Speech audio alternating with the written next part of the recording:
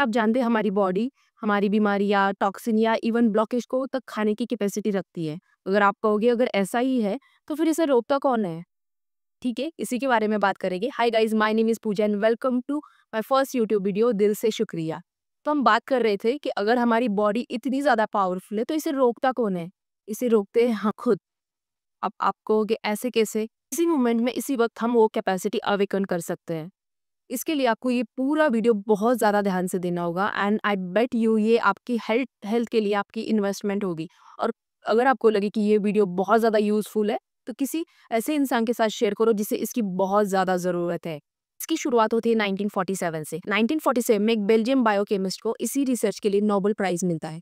इसी रिसर्च में ये था कि उन्होंने इलेक्ट्रॉन माइक्रोस्कोप से एक सेल को बहुत करीब से देखा और उनको इतने समझ में आया कि इसके अंदर तो पूरी एक रिसाइकलिंग कंपाउंड है और उन्हें देखने मिला कि इसमें लाइज़म और उसके अंदर 50 डिफरेंट एंजाइम है। अब बिल्कुल ये समझ लीजिए कि जैसे हमारे पेट के अंदर खाना जाता है और वो डाइजेस्ट हो जाता है, एग्ज़ैक्टली सेम काम करता है लाइज़म। लाइज़म के अंदर जो एंजाइम होते हैं वो हर चीज़ को खा के कैपेसिटी रखते हैं। और वो हैरान तो जब हो गए जब उन्हें पता चला कि वो जो डाइजेस्टिव एंजाइम थे वो सिर्फ ना कि खाने की कैपेसिटी रखते हैं बल्कि उसको न्यू सेल्स में कन्वर्ट करने की भी कैपेसिटी रखते हैं। क्या आप जानते हैं कि 6 महीने पहले सड़ा हुआ खाना हमारे जो शरीर में पड़ता है, लाइज़ोम उसको तक खाने की कैपेसिटी रखता है। लाइज़ोम जो है हमारे अंदर जो है टॉक्सिन्स है या फिर कोई ब्लॉकेजेस है, इनको तक खाने की कैपेसिटी रखता है।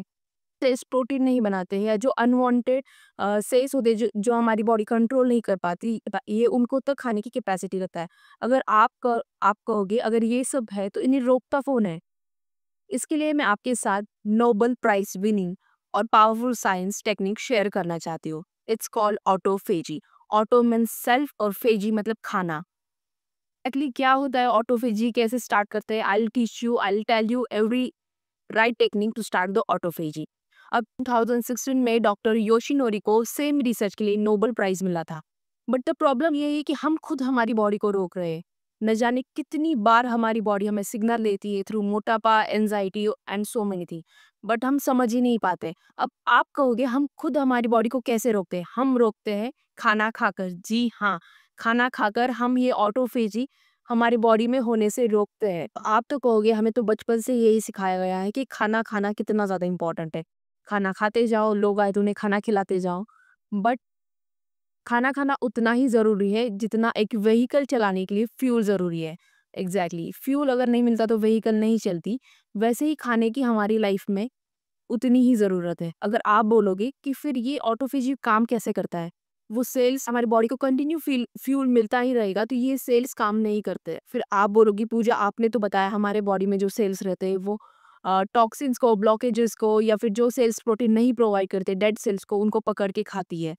करेक्ट है। बट जब हमारी बॉडी में फ्यूल नहीं मिलता है तब हमारी बॉडी में जो सेल्स है वो टॉक्सिन या फिर ब्लॉकेजेस या फिर डेड सेल को पकड़ती है, उसे खाते ही इवन फैट तक को वो खा लेती है। आप कहोगे मैंने 9 बजे खाना स्टार्ट किया और 9:30 बजे मेरा ऑटोफेज स्टार्ट हो जाएगा। वैसा नहीं होता है।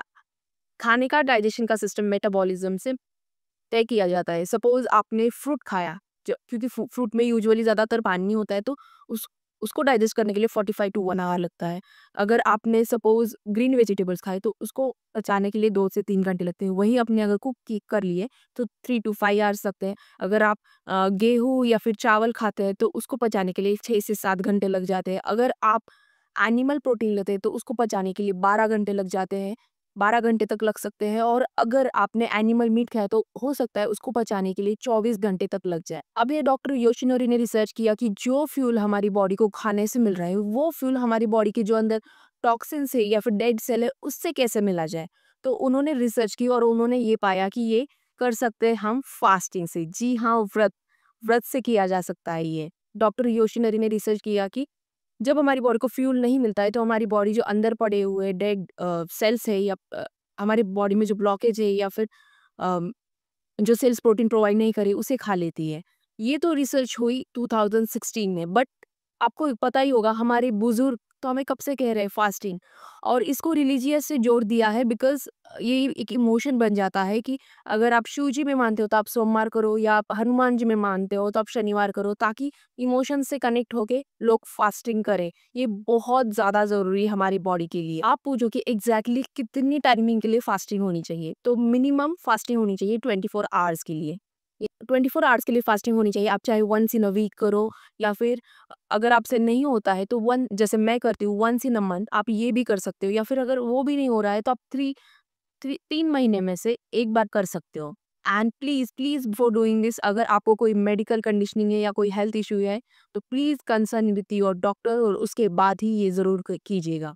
जैसे कुछ लोगों को ना 24 आवर्स फास्टिंग ना बहुत ज़्यादा डिफ़िकल्ट लगता है, तो आप एक काम कर सकते हो, आप 12 आवर्स फास्टिंग कर सकते हो। इसको मॉडर्न लैंग्वेज में इंटरमीडिएट फास्टिंग तक कहा जाता है। ये तो इंटरमीडिएट फास्टिंग अभी आया है, बट ज हमारे जो बुज़ुर्ग थे वो कहते थे कि सूर्य उदय के बाद और सूर्यास्त के पहले खाना खाना चाहिए।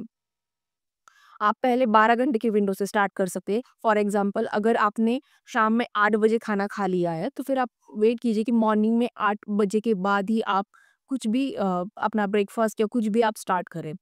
उसके बाद आप धीरे-धीरे ये 14 घंटे कर सकते हैं, 16 घंटे कर सकते हैं। 16 घंटे को एग्ज़ैक्टली इंटरमीडिएट फास्टिंग कहा जाता है, जिसमें आप सिर्फ़ 8 घंटे की विंडो ओपन रखते हैं खाना खाने के लिए। जैसे कि हम कभी बीमार होते तब डॉक्टर कहते हैं हमें हल्का-फुल्का खाना दो इन्हें, और मतलब कुदरत ने इतनी पावरफुल हमारी बॉडी जो मशीन बनाई है कि जैसे हम बीमार पड़ते हैं हमको खाने की इच्छा ही नहीं होती है। Our body become healing machine when it become empty stomach. और ये ट्राई कीजिए एंड रिजल्ट मुझे कमेंट में आके बिल्कुल शेयर कीजिएगा। तब तक के लिए lots of love, joy and peace. Thank you so much.